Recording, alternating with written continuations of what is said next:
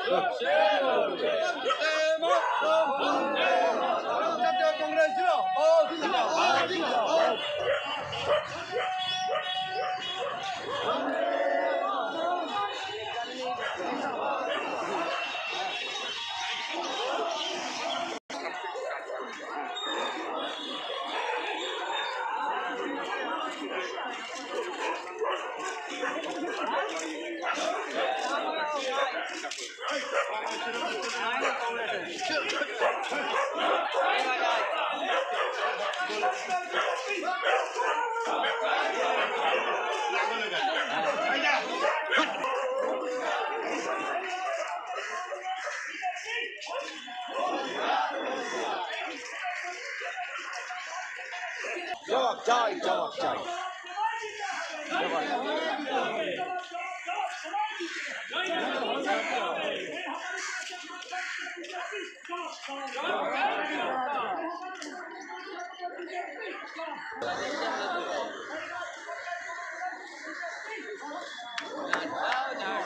YouTube চ্যানেলে subscribe করে দিন এটা।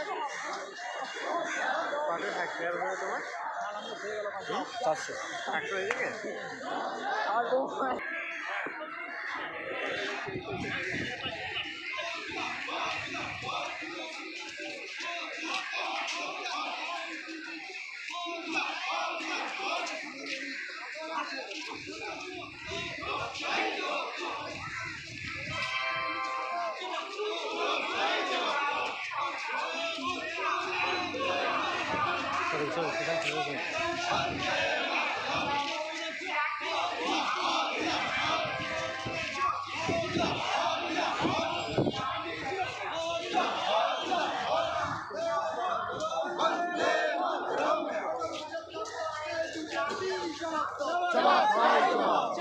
সাম্প্রদায়িক শক্তি বিজেপি দূর হটো, সাম্প্রদায়িক বিজেপি দূর হটো।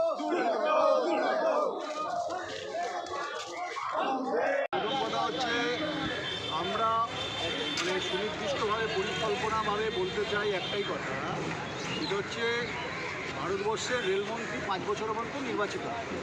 তো রেলমন্ত্রীও যেমন পার্মানেন্ট নয়, হকাররাও পার্মানেন্ট নয়, আমরা স্বীকার করছি, কিন্তু সঠিক পুনর্বাসন ছাড়া, আমি কথাটা বলছি সঠিক ন্যায্য, আপনি পুনর্বাসন না দিয়ে হকারকে রাতারাতি তুলে দেবেন, বুলডোজারের সামনে গরিব মানুষকে ফেলবেন, তাদের পেটে লাথি মারবেন, এই হচ্ছে আপনাদের সবকা সাথ সবকা বিকাশ।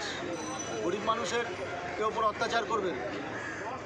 ভারতবর্ষে হকারদের জন্য একটা নির্দিষ্ট আইন আছে, সেই আইন অনুযায়ী তাদেরকে নোটিশ দিতে হয়, তারপরে সঠিক পুনর্বাসন দিতে হয় এবং তাদের যা যা দাবি দাওয়া আছে সেগুলোকে নিয়ে মানবিক আলোচনা, মানবিক।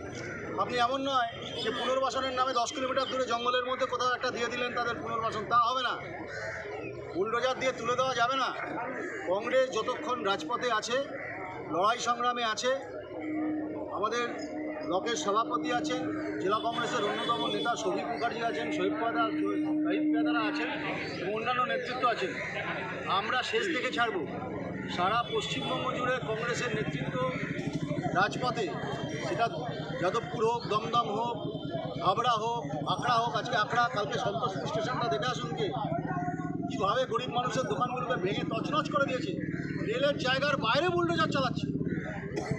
এটা কি নরেন্দ্র মোদীর বাপের জমিদারি নাকি? যা চাইবে তাই, যা খুশি তাই করবে? এত সহজ নয়। সঠিক পুনর্বাসন না দিয়ে কাউকে উচ্ছেদ করা যাবে না। গরিব মানুষের ওপরে মানে যুদ্ধ ঘোষণা করেছে, যেমন রাজ্যের সরকার তেমন কেন্দ্রের সরকার। পেট্রোল ডিজেলের দাম, জিনিসপত্র অগ্নিমূল্য আকাশ ছুঁয়েছে।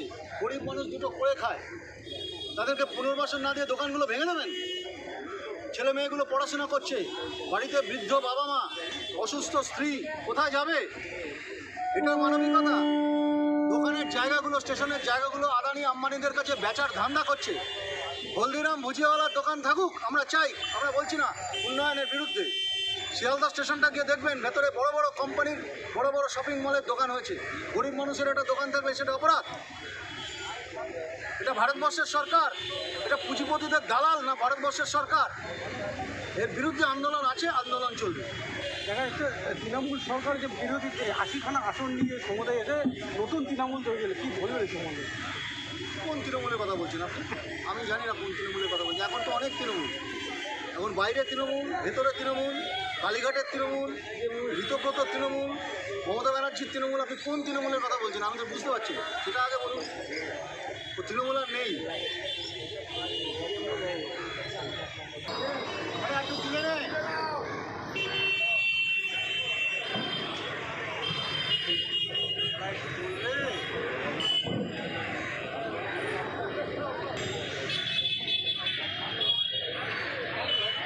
আজকে সবার সভাপতি মাননীয় শাহজাদা, উপস্থিত কংগ্রেস নেতৃত্ববৃন্দ এবং বিশেষভাবে যারা উপস্থিত আছেন কংগ্রেস সমর্থক সহ বাজারের দোকানদার ভাই এবং পথচারী বন্ধুবর্গ, আজকে আপনারা জানেন যে বিভিন্ন জায়গায় হকারদেরকে উচ্ছেদ করা হচ্ছে। সেই হকার উচ্ছেদের প্রতিবাদের জন্য জাতীয় কংগ্রেস পথে নেমেছে। জাতীয় কংগ্রেস আজকে পথে নামেনি, এই বিধানসভা ইলেকশনের পরে পর থেকেই আমরা বিজেপির যে কার্যকলাপগুলো চলছে, জনবিরোধী নীতি যেগুলো চলছে, তার বিরুদ্ধে আমরা প্রতিবাদ করে আসছি। আজ প্রতিবাদ করতে করতে আমরা আজকে এই আগ্রার এই রেল স্টেশন সংলগ্ন এলাকায় আমরা প্রতিবাদ সভা করছি। আপনারা দেখেছেন কিছুক্ষণ আগে আমরা মিছিল করে এসেছি, যেখানে অনেক সাধারণ মানুষ স্বতঃস্ফূর্তভাবে সেটা সমর্থন করছে। মানুষ আজকে রুজির জন্য আজকে পথে, আজকে স্টেশনগুলোতে কোনো রাস্তার ধারে কাজ না থাকার জন্য, চাকরি বা না থাকার জন্য কোনো কাজ, যে বিগত সরকার ছিল তোলাবাজি সরকার, সেই সরকার শুধু নিজেদের আখের পিছিয়েছে। আজকে দেখতে পাচ্ছেন বিভিন্ন জায়গায় তারা কীভাবে আজকে গ্রেপ্তার হচ্ছে। মানুষের যদি কাজ না থাকে, খিদে কিন্তু কারোকে ছেড়ে চলে যাবে না, খিদে মানুষের পেটে থাকবে। সেই খিদের জন্য আজকে আমরা কেউ রাস্তায় ডিম বিক্রি করছি, কেউ ঘুগনি বিক্রি করছি, কেউ চটপটি বিক্রি করছি, বিভিন্ন কিছু বিক্রি করছি নিজের বাচ্চা বাচ্চা ছেলে মেয়েদের কান্নাটা মোছার জন্য। সেই কান্না মোছাতে গিয়ে আজকে যে সরকারকে আমরা টেনে এনেছি, আজকে যেভাবে সরকার এসছে আমরা সাম্প্রদায়িক দল তাদেরকে এমনি বলিনি। তারা শুধু হিন্দুত্ব জিগির করে না, অনেক হিন্দু ভাইয়ের দোকান আছে সেগুলোকেও তারা তুলে দিচ্ছে। কোনো জাতিগতভাবে কোনো রাজনৈতিক দল হতে পারে না, হিন্দুর দোকানটাও তুলে দিচ্ছে, আজকের বিভিন্ন সম্প্রদায়ের মানুষের দোকানগুলোকে তুলে দিচ্ছে। কিন্তু আমাদের ভাবতে হবে দোকানগুলো তুলছে কেন? পথচারী মানুষের অসুবিধার জন্য, নাকি এটা কারোকে বিক্রি করে দেওয়ার জন্য? এটা হয়তো সাধারণ মানুষ আমরা অনেকেই সেগুলো জানি না, বা অনেকেই জানি যে আজকে রেল স্টেশনগুলোতে হকার উচ্ছেদ কেন করা হচ্ছে। এটা আপনারা জানেন যে রেল বিক্রি করেছে নরেন্দ্র মোদী সরকার, রেলের সাথে সাথে যে আদানিকে বিক্রি করেছিল, সেই আদানি আবার আজকে আম্বানিকে বিক্রি করতে চলেছে। আজকে এই হকার উচ্ছেদের কারণটাই আম্বানি তখন বলছে যে আমাকে পুরো জায়গা মুক্ত দিলে তবে আমি টাকাটা দেব। তাহলে সেই হকার উচ্ছেদ করতে কার সাথে, এটা আমাদের ভাবার দরকার আছে। এই হকার উচ্ছেদ আদানিকে ছেড়ে দিল রেল সংলগ্ন এলাকাগুলো। আজকে আম্বানি সেই জায়গায় বলছে যে আমাকে দখলমুক্ত করে দিলে তবেই আমি ওই জায়গাটা নেব, তবে টাকাটা দেবো। ব্যবসাটা দুটো ধনীদের সঙ্গে হয়ে যাচ্ছে, গরিব মানুষের যে পেটে লাথি পড়ছে সেটা আমরা খেয়াল করব। আজকে সাধারণ মানুষ আমরা চাই যে এখানে রাজনৈতিক দল এটা আমরা দেখতে যাবো না। আজকে আমাদের সমস্ত মানুষ যে স্তরে আমরা যেখানে যা করছি, আজকে 10 টাকায় আপনি চা বিস্কুট খেয়ে স্টেশনে উঠে চা বিস্কুট খেয়ে আপনি শিয়ালদায় চলে যেতেন। কালকে এখানে একটা দেখবেন যে ভুজিয়াওয়ালা দোকান হবে, যেখানে খেতে গেলে আপনার 50 টাকা লাগবে, সে আপনাকে না খেয়ে যেতে হবে, না ছেলে বাচ্চার জন্য যে আজকে হাতে আম কিনে নিয়ে যেতে 50 টাকা, সেটা কিনে নিয়ে যেতে পারবেন না। সেই বাচ্চার মুখে হাসি ফোটানোর জন্য আজকে যে হকাররা গ্রস্ত, সেই হকারদেরকে আজকে এখান থেকে তুলে দেওয়া হচ্ছে। শুধু আমাদের আগ্রা স্টেশন বলে কথা না, বিভিন্ন এলাকায় দেখেছেন যে দমদম, হাওড়া স্টেশন, বিভিন্ন বড় বড় জায়গা থেকে আজকে গতকাল সন্তোষপুরে করেছে, কালকে আগ্রায় করবে, কালকে আরেক জায়গায় করবে। আমরা সন্তোষপুর আগ্রা করে এটা কোনো কিছু বলতে চাইছি না, আমরা বলতে কোনো জায়গাতে হয় হকারদের পুনর্বাসন দেওয়া হোক, তাদের সুস্থভাবে জীবিকা অর্জনের জন্য তাদের জীবিকার ব্যবস্থা করে দেওয়া হোক, আর নচে তাদের একটা কাজ দেওয়া হোক। তাদের যদি আজকে আপনারা ভাবুন, তাদের যদি কাজ থাকতো, কোনো মানুষ সেখানে গিয়ে হকারি কাজ করতো না। অনেক শিক্ষিত ছেলে আছে যারা হকারি কাজ করছে, কিন্তু সে আজ হকার কেন? প্রশ্নটা নিজেকে করি। আমার ঘরে, আপনার ঘরে, প্রত্যেকের ঘরে একটা না একটা ছেলে আছে যে শিক্ষিত হয়ে বেকার হয়ে পড়ে আছে। বিগত সরকার যে অত্যাচার আমাদের মানুষের প্রতি অবিচার যেগুলো করেছিল, আর এই সরকার যে এসছে তার থেকে একটাকে ওপরেই আছে। জাতীয় কংগ্রেস জিন্দাবাদ, যুব কংগ্রেস, ছাত্র পরিষদ, মহিলা কংগ্রেস, সেবাদল জিন্দাবাদ। মঞ্চে উপস্থিত পশ্চিমবঙ্গ প্রদেশ কংগ্রেসের অন্যতম নেতা আমার শ্রদ্ধেয় দাদা প্রশান্ত মণ্ডল, উপস্থিত বন্ধুপ্রতি, ভাতৃপ্রতি পশ্চিমবঙ্গ প্রদেশ কংগ্রেসের অন্যতম নেতা সৌভিক মুখার্জি, মহেশতলা ব্লক কংগ্রেসের সভাপতি শাহিদ পেয়াদা, অন্যান্য নেতৃবৃন্দ এখানে মঞ্চে বসে আছে। আমি সবার নাম নিচ্ছি না, কেন আমাকে খুব কম সময়ের মধ্যে বলতে হবে, কারণ জানেন প্রশান্তদা আছে, আপনারা অনেকক্ষণ ধরে এই গরমের মধ্যে দাঁড়িয়ে আছেন। আমি শুধু একটা কথা বলি, 28-29 দিন হয়ে গেছে একটা সরকার, প্রায় 1 মাস হয়েছে, গত 4 তারিখে একটা সরকার চলে গেছে। যে সরকারটা পশ্চিমবঙ্গে 15 বছর ক্ষমতায় ছিল, এই সরকারটা 15 বছর ক্ষমতায় থাকায় আপনাদেরকে কাছে, এই আগ্রা অঞ্চলের মানুষের কাছে প্রতিনিয়ত একটা কথা বলেছে যে কংগ্রেসকে ভোট দিয়ে কি হবে, কংগ্রেস কোথায় আছে, তৃণমূলকে ভোট দাও, তৃণমূলকে ভোট দিলে বিজেপি আসবে না, তৃণমূল বিজেপিকে আটকে দেবে। কংগ্রেস কোথায়, সিপিএম কোথায়, ওদের তো শূন্য, ওদের তো দেখাই যায়, দূরবীন দিয়ে দেখছিল মমতা ব্যানার্জি। মমতা ব্যানার্জি 14 তলার নবান্নের মাথা থেকে দূরবীন দিয়ে আমাদের দেখছিল। কংগ্রেসকে তো দেখাই যায় না, কংগ্রেসের কি আছে? আর রাস্তায় রাস্তায় মমতা ব্যানার্জির ভাই, বন্ধু, ভাইপো, ভাতিজা তৃণমূলের ঝান্ডা কাঁধে নিয়ে টাকা তুলে তুলে তোলা তোলা তোলা তোলা আর তোলা। বলতো কংগ্রেস শূন্য, কংগ্রেসকে তো নেই, কংগ্রেস কোথায়? আজকে যখন রেল স্টেশনের মধ্যে হকারগুলোকে মেরে মেরে পিটিয়ে পিটিয়ে তুলে দিচ্ছে, সমগ্র উত্তর 24 পরগনা থেকে, আমি হাবড়ায় কালকে ছিলাম, বিভিন্ন জায়গা থেকে হকারগুলোকে পিটিয়ে পিটিয়ে তুলে দিচ্ছে তার দোকানগুলো।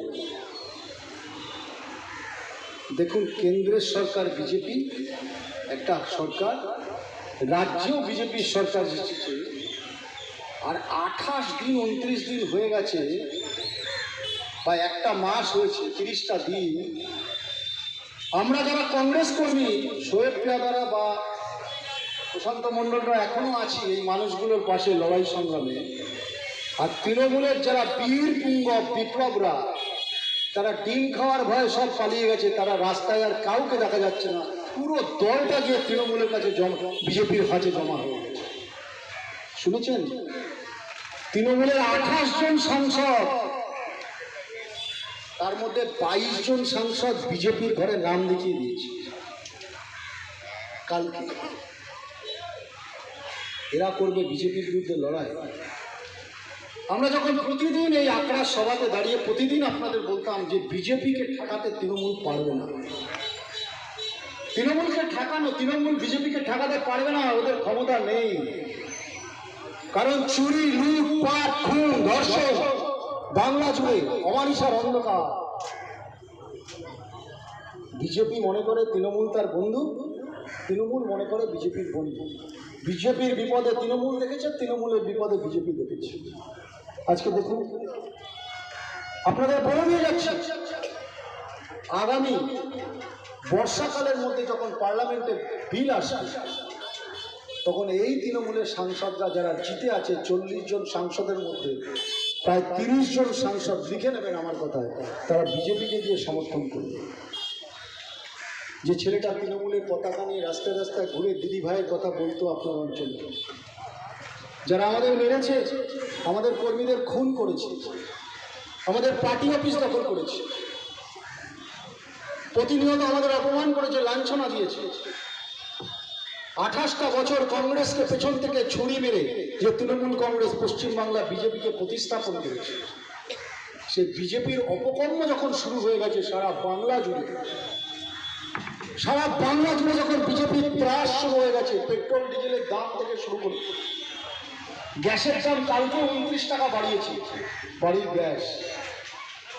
আজকে পর্যন্ত যারা নিয়েছেন তাদের কথা বলতে পারবো না, আগামীকাল থেকে 29 টাকা বেশি পেট্রোল ডিজেলের দাম, জিনিসপত্রের অগ্নিমূল্য। সেই তৃণমূল সরকার যারা বিজেপিকে এখানে প্রতিস্থাপন করেছে, তারা আজকে কোথায়?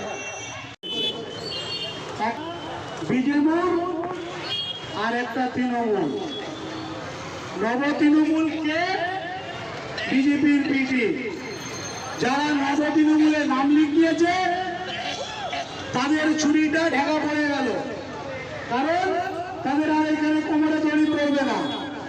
আপনারা দেখতে পাচ্ছেন যে মহেশতলার বিভিন্ন প্রান্তে যারা দুর্নীতি করে ঘুরে বেড়াচ্ছে এই অঞ্চলে, তাদের এখনো কোনো প্রশাসনের হেলদোল নেই, তাদেরকে তাড়া করছে না, কারণ এরা নব তৃণমূলের নাম লিখিয়েছে, এদের বিধায়ক নব তৃণমূলের নাম লিখিয়েছে, বিজেপিরা, তাই এদেরকে এখনো ছেড়ে রাখা হয়েছে।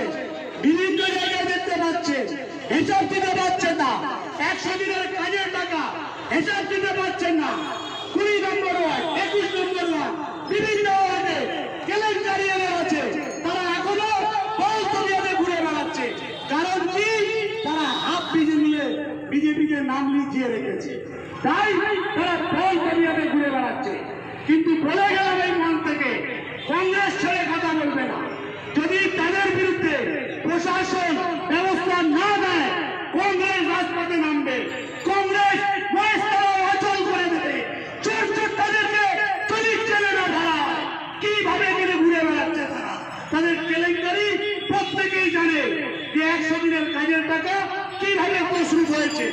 এই মহেশতলার বিভিন্ন ওয়ার্ডে প্রশাসনের কাছে খবর আছে। বিজেপি তাদেরকে কেন তারা করছে না? এই জন্যই করছে না, তারা হচ্ছে বিজেপি নব তৃণমূল। কেন? শুধুমাত্র তৃণমূল ভেঙে যদি কংগ্রেসে চলে আসে, বিরোধী দলের তকমা পেয়ে যাবে। বিজেপি এই একটা খেলা খেলে এটাকে রুখতে গিয়েছে যে বাংলায় বিরোধী দল কংগ্রেস না হতে পারে। কারণ আজকের দেশে যেভাবে রাহুল গান্ধী আমাকে ঘুম হারাম করেছে, নরেন্দ্র মোদী দেখতে পাচ্ছে যে রাহুল গান্ধী দেশ বিদেশে যে নাম আজকে ঘোরাফেরা করছে, আজকে দেশের একাধিক নয় 99% মানুষ রাহুল গান্ধীকে প্রধানমন্ত্রী হিসেবে চাইছে।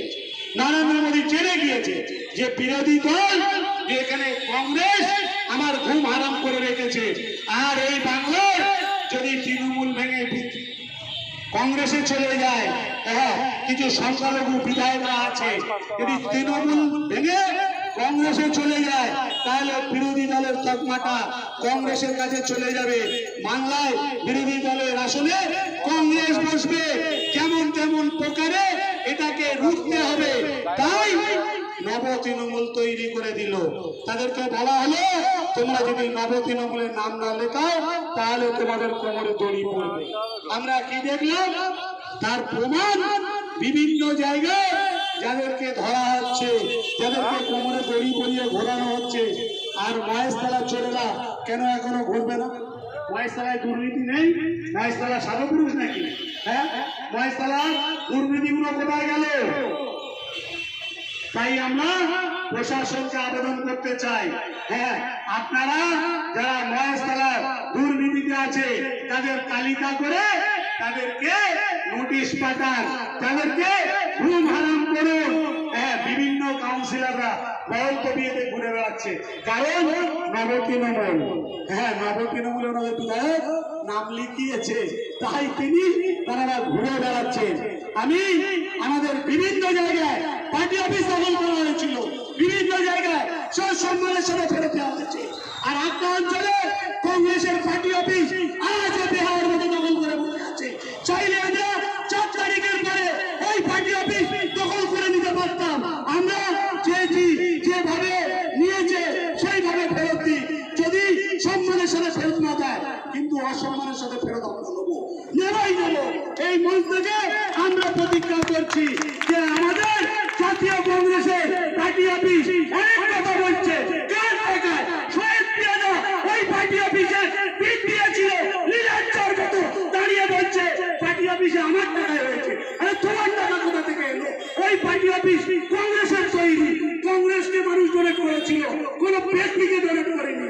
আর শহীদ পিয়াদা নিজে ওই পার্টি অফিসে পিঠ খুলেছিল। তাই আমি হুঁশিয়ারি দিয়ে যেতে চাই, পার্টি অফিসটাকে সসম্মানে খালি করে দিন। তা নাহলে প্রশাসনের কাছে আমরা লিখিত দিচ্ছি, আমরা এই পার্টি অফিস আমাদের ফেরত দিতে হবে। আজকে না দিলে কালকে দিতে হবে। কাল যখন নেব, হ্যাঁ অসম্মানের সাথে আপনাকে দিতে হবে। আজকে আমি আবার করছি যে আপনি সম্মানের সাথে আমাদের অফিসটাকে ছেড়ে দিন। কারণ অনেক করে কামিয়ে খেয়েছে ওই অফিসকে সামনে রেখে, অনেক করে কামিয়ে খেয়েছে।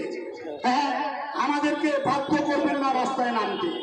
অনেকের দুর্নীতি আমাদের কাছে তালিকা আছে, তালিকা। যদি সসম্মানে যান বেঁচে যাবে, আর কংগ্রেস যদি রাজপথে নামে ঘুম হারাম হয়ে যাবে। এই কথাটা আমি এখান থেকে হুঁশিয়ারি দিয়ে যেতে চাই। হ্যাঁ, কংগ্রেসকে হেলায় ভাসিয়ে দেবেন না বাবা। হ্যাঁ, আমাদের কাছে প্রত্যেকটা ওয়ার্ড, প্রত্যেকটা ব্লক নাম লিখিয়েছে কংগ্রেসে আসবে।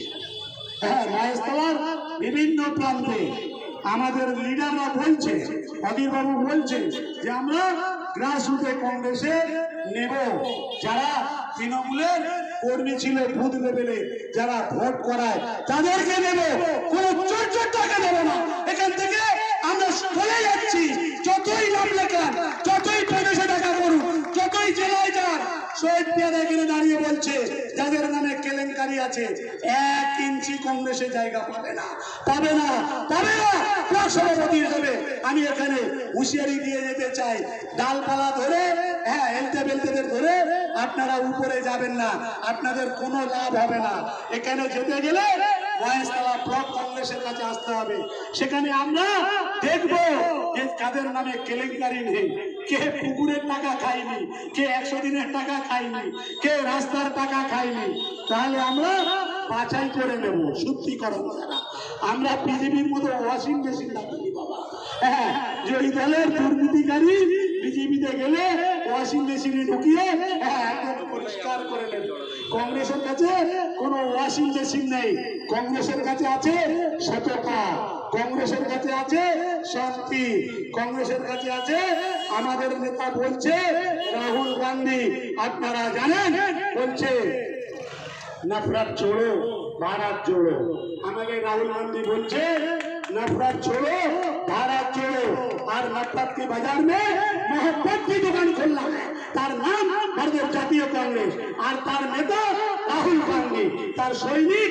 আমরা এই মঞ্চ থেকে বলছি আমরা অবশ্যই কংগ্রেসে নেব, কিন্তু যাদের নামে দাগ নেই, যারা রাত্রিরে ঘুমাচ্ছে বিন্দাস। অনেক তৃণমূল এরকম আছে যে তারা কোনো দুর্নীতি করেনি, এখন ঘরে ঘুমাচ্ছে সুষ্ঠুভাবে, তাদেরকে নেব। কিন্তু যারা ওই রাত্রিরে ঘুমিয়ে চোখে চোখে উঠছে, ওরে বাবা 100 দিনের টাকা, হ্যাঁ আমার কাছে এই এলো বলে কথা, 100 দিনের কেলেঙ্কারি, আরে বাবা লিস্ট আমাদের কাছে আছে। তাই বক্তব্য না বাড়িয়ে আজান দিচ্ছে, আর আমরা এই মিটিং আমরা এখানেই শেষ করছি। আপনারা ভালো থাকবেন, সুস্থ থাকবেন। জয় হিন্দ, খোদা হাফেজ।